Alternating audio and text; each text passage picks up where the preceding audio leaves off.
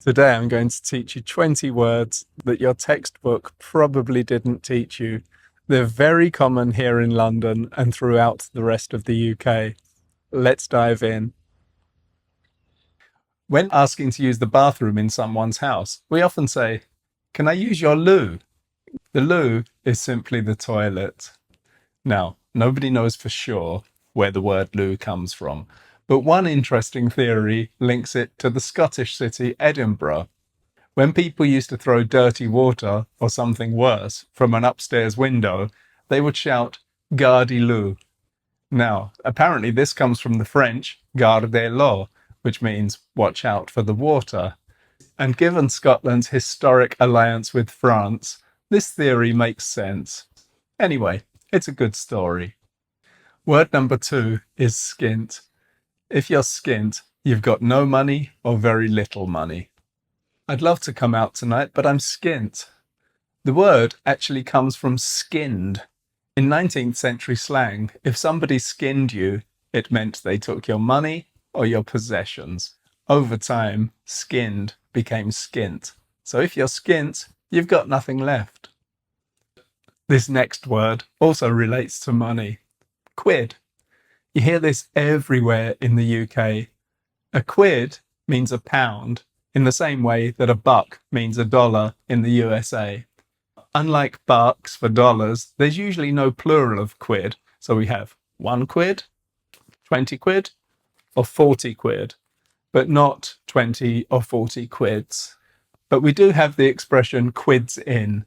This means to make lots of money. So if the deal works out, we'll be quids in.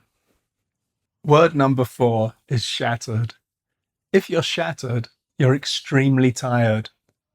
Of course, shattered can literally mean broken into little pieces, as in the glass shattered. But in everyday British English, if somebody says, "I'm shattered," they probably just need to go to bed. Word number 5 is knackered. Knackered also means extremely tired. I'm absolutely knackered. It's basically the same as shattered, but it's much more informal and it's a little bit vulgar, so use it with caution. Shattered is probably safer to use, but you're definitely going to hear lots of people say knackered in the UK. Number 6 is a great word, dodgy. Dodgy means something is not quite right. A dodgy person might be someone that you don't trust. A dodgy neighbourhood might be somewhere where you don't feel safe. And if you eat some dodgy street food, you might get a dodgy tummy. So dodgy can mean suspicious, unreliable, unsafe, or not quite right. Now, this next tiny word has a possible Viking origin. Ta simply means thank you. Someone gives you something and you say ta, or ta very much. It's extremely informal, but it's very common in Britain. Nobody knows for certain where it comes from, but one theory is that it has Scandinavian origins.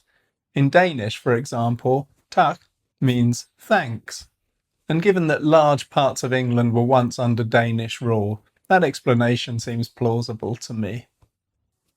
Now, you almost certainly know the word mission, but perhaps not in the way we often use it in modern British English.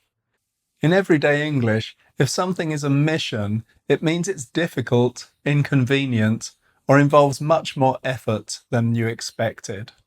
For example, getting across London at rush hour was an absolute mission. Or, I need to get this report finished, but it's a bit of a mission. So we're not talking about Mission Impossible or going to the moon. It's just something that requires more effort than you expected. Word number 9, bloke. A bloke is simply an informal British word for a man. Who's that bloke over there? Or, he's a really nice bloke. You'll hear bloke as much as, or even more than, guy in everyday British conversation. When someone complains repeatedly and incessantly, they whinge. For example, she's always whinging about her job. You can use it as a noun as well. He had a bit of a whinge. And someone who whinges a lot is a whinger. He's such a whinger. Now, we're going to speed things up a little bit. See how you get on with the next 10. Chuffed. If you're chuffed, you're really pleased about something. I passed my exam. I'm chuffed. People also say, I'm well chuffed. Here, well simply means very. Number 12, hassle. A hassle is something annoying or unnecessarily difficult. Getting a refund was such a hassle. And you'll often hear, it's more hassle than it's worth, meaning it's too much trouble. This next one's kind of strange. Nick. To nick something means to steal it. Someone nicked my phone. But here's the strange thing. If the police nick you, they've arrested you. So he got nicked for nicking my phone means he was arrested for stealing my phone. Nobody said English would be easy. Number 14 is sorted.